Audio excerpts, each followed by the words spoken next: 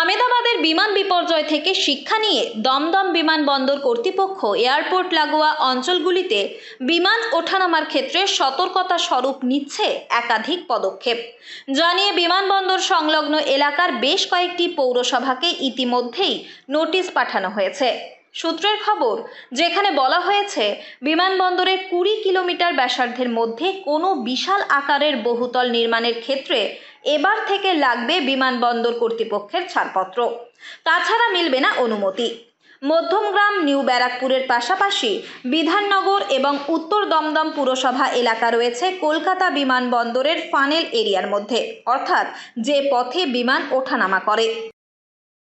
Airport authority একটা list আমাদের সামনে, হাইমাস্ট লাইটের একটা পোল, আমাদের কিছু লাইট পোস্ট, কিছু ইলেকট্রিকের পোস্ট, এগুলো সরানোর জন্য আবেদন করেছে। আমরা তার পরিপ্রেক্ষিতে আমাদের অ্যাসিস্ট্যান্ট ইঞ্জিনিয়ারকে আমি নির্দেশ দিই যে আপনি বিষয়টা জয়েন্ট ইন্সপেকশন করুন। না, এখানে তো এয়ারপোর্ট অথরিটির অনুমোদন সাপেক্ষে বিল্ডিং প্ল্যানের হাইট ওনারা যেটা অনুমোদন দেয় সেটুকুনি আমরা পারমিশন দিই।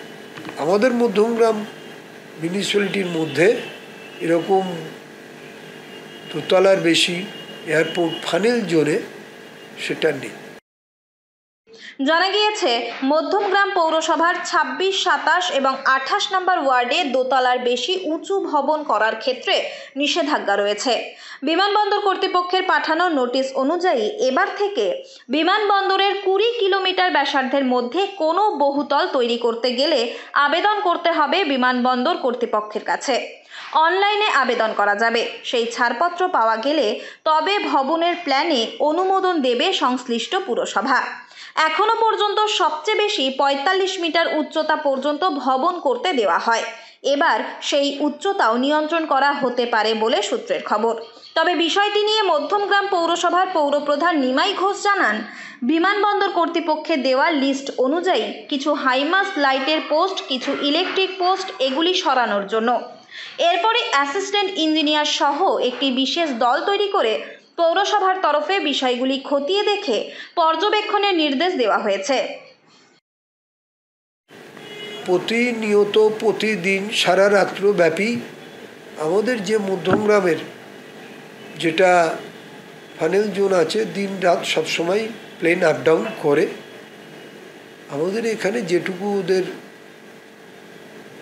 গাইডলাইন ছিল যে লেসার লাইট, আমাদের মাননীয় জেলা শাসক তিনিও চিঠি দিয়েছেন, এয়ারপোর্ট অথরিটিতেও চিঠি দিয়েছে, সমস্ত ইএলবিকে লেসার লাইট এবং কোথায় কোথায় যে গাছ ওই ফানেল জোনের মধ্যে যদি পড়ে থাকে আমরা সেগুলো সবটাই রিমুভ করে দিয়েছি। NH-34 কিছু লাইট, স্ট্রিট লাইট ওরা লাগিয়েছে, সেটা কোন কোন পোল ফাউল প্লে করছে ফানেল জোনে ওরা চিহ্নিতকরণ করে দিলে ওনারা আমরা খুলে নেব। এই ফানেল জোনের মধ্যে 3টি ভাগ রয়েছে, একটি পৌরসভার, একটি WBSEDCL এর এবং আরেকটি NH-34 এর।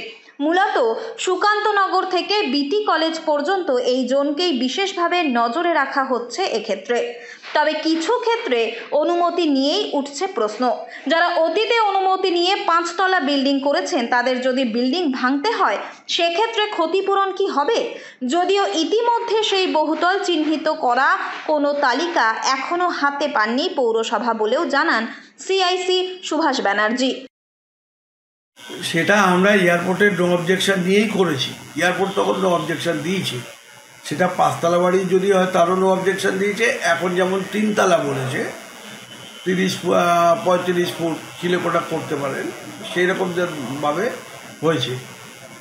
এখন যদি ওনারা বলে ভেঙে দিতে বা সরিয়ে দিতে, তাহলে যারা পারমিশন দিয়েছে তারা তো পারমিশন নিয়ে করেছে, তো তারা পারমিশন নিয়ে তো তার ন্যাচারালি তারা ড্যামারেজ চাইবে, তাহলে গভর্নমেন্টকে সেই পানিশমেন্ট ভুগতে হবে। আর যেখানে তা সত্ত্বেও এয়ারপোর্ট যে গাছগাছালি কাটার কথা বলছে যেগুলো, সেগুলো তো আমরা অনেক গাছ কেটে দিয়েছি। বিষয়টি নিয়ে নজর রাখছেন এলাকার বিধায়ক তথা মন্ত্রী রথীন ঘোষও। পুরসভায় সন্ধ্যাবেলায় গেছিলাম, তখন আমি শুনেছি যে এয়ারপোর্ট অথরিটি থেকে পুরোটা দেখা হয়েছে।